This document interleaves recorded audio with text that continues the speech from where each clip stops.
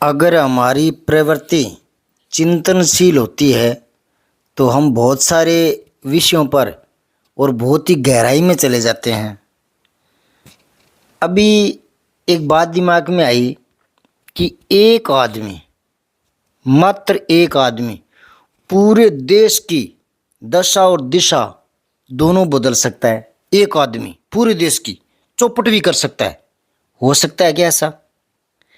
आप के दिमाग में आ रहा है तो बताइए कि एक आदमी ने पूरे भारत की दशा और दिशा बदल दी। आप कमेंट में लिखेंगे जो भी आपके दिमाग में आएगा, पर वो उत्तर आपका गलत ही होगा।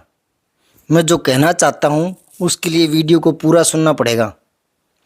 मतलब एक आदमी है जिसने पूरी भारतीय परंपरा को, पूरी भारतीय मान्यताओं को, पूरी भारतीय संस्कृति को और चौपट करके रख दिया। आज क्या हालात है देश के, दुनिया के, दुनिया को छोड़ो, हम आज भारत की बात करेंगे। आज भारत के क्या हालात हैं, आए दिन कैसी घटनाएं देखने को मिलती है, कैसे समाचार पढ़ने को मिलते हैं। ये भ्रष्टाचार है, रिश्वतखोरी, ये तो फिर भी छोटी मान लो भले ही। नैतिकता ही खत्म हो गई, मानवता ही मर गई। ये जो किसी रिश्ते खत्म हो गए, क्या क्या विडंबनाएं हम देख रहे हैं। मतलब शिक्षा ही चौपट हो गई। क्या क्या कमी है मुझे बताने की जरूरत नहीं है, क्योंकि फिर मैं मेरा मूल विषय भूल जाऊंगा। मुझे मूल विषय पर चलना है। जो विसंगतियां आप देख रहे हैं समाज में, जो नहीं होना चाहिए था वो हो रहा है। तो मतलब है कि जो भारत था वो तो अब है नहीं। तो किस एक आदमी ने अपनी इस पूरी संस्कृति को चौपट करके रख दिया? ये है वो मैकेले। क्या भारत था और क्या हो गया? एक आदमी ने, ये आदमी जब भारत में आया था तो इसने इंग्लैंड की संसद में जाकर कहा था कि भारत में कहीं कोई चोरी का नाम नहीं होता, सब धार्मिक आस्थाओं में बंधे हैं और नैतिक जीवन जीते हैं। इस आदमी ने ऑन रिकॉर्ड कहा था। पूरे बहुत लंबा चौड़ा बोला था, मैं तो मेरे शब्दों में बता रहा हूँ।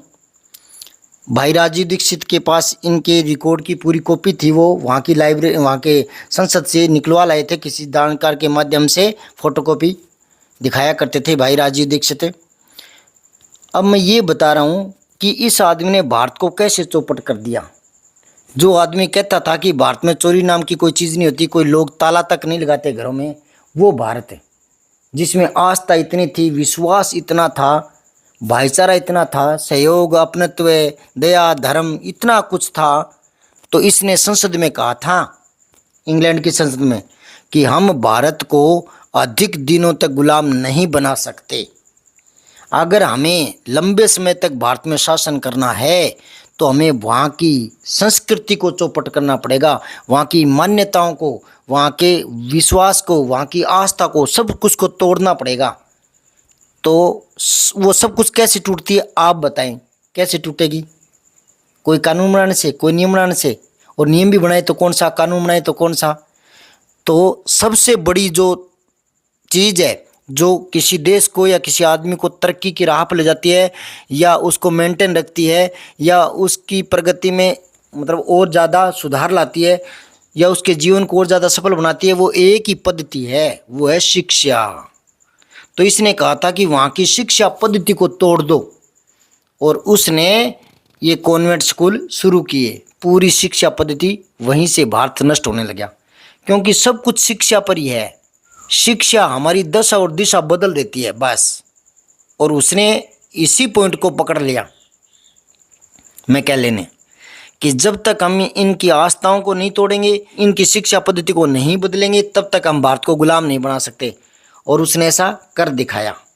इसने कहा था कि मैं जो शिक्षा पद्धति वहाँ लागू करना चाहता हूँ, उसमें जो भारतीय शिक्षित होंगे वो शक्ल सूरत से भारतीय होंगे, दिमाग और बुद्धि से ब्रिटिश ही होंगे वो।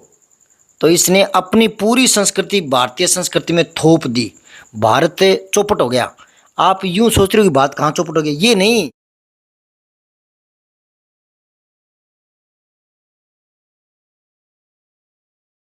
मैंने शुरुआत में क्या कहा था, क्या क्या विडंबनाएं जो भारत में वो आने लगी, ये किस वजह से आई है।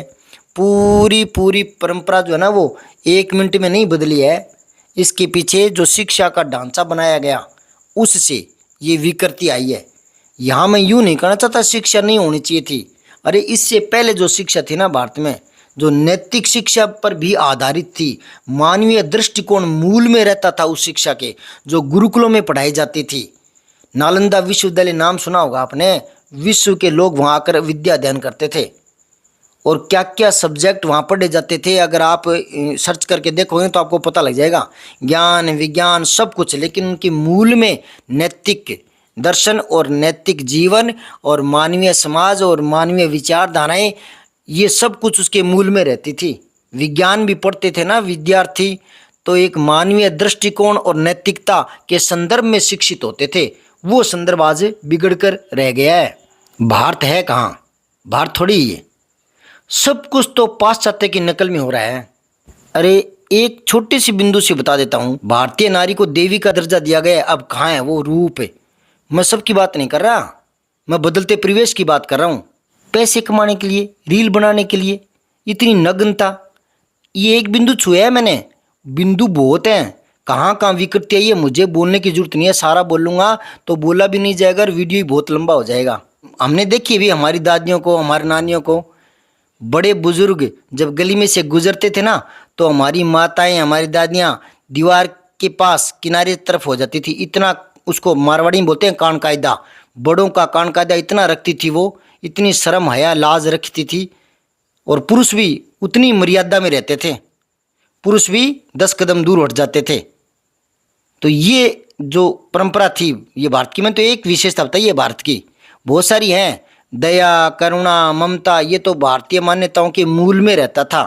त्याग, ये तो जड़ थी भारतीय संस्कृति की। वसुधैव कुटुंबकम, नारी तु नारायणी, यत्र पूजते नारी तत्र रमन्ते देवता, है ना, वहाँ भी देव निवास करते हैं। तो ये सारी जो मान्यताएं हैं, सर्वे भवन्तु सुखिनः सर्वे सन्तु निरामया, सभी निरोग हो सभी सुखी हो ऐसी कामना, धर्म की जय हो अधर्म का नाश हो, प्राणियों में सद्भावना हो, विश्व का कल्याण हो, ये था भारत है। ये परंपराएं थी। और ये सनातन परंपराएं जो सदियों से वर्षों से चली आ रही है, वो सनातन परंपराएं अब रही नहीं। मिलकर रहना, एक परिवार में रहना, अब सब कुछ एकांकी, सिर्फ अपना जीवन। यार अपने लिए तो कुत्ते भी जीते हैं, फिर मनुष्य का जीना और कुत्ते का जीना बराबर तो नहीं होना चाहिए ना। पशु तुल्य थोड़ी है आदमी। इंसान किस लिए इंसान है, जो मानवीय गुण नहीं है वो खत्म होते जा रहे हैं। तो फिर भारत रहा कहाँ है। तो ये सिर्फ नकल करने की जो वृत्ति आ गई है, इससे भारतीय परंपरा सब चौपट हो गई है। और यही बात मैं क्या लेने कही थी कि जब भारतीय संस्कृति को, मान्यताओं को, परंपराओं को तोड़ेंगे नहीं, वहाँ की शिक्षा पद्धति को नहीं तोड़ेंगे, तब तक हम गुलाम नहीं बना पाएंगे। तो इसे एक आदमी ने भारत की दशा दिशा ही बदल दी। आज़ादी के बाद वो सब कुछ बदलना चाहिए था और भारत का भारतीयता के आधार पर विकास होना था, वो नहीं हो पाया। दर्द इस बात का है।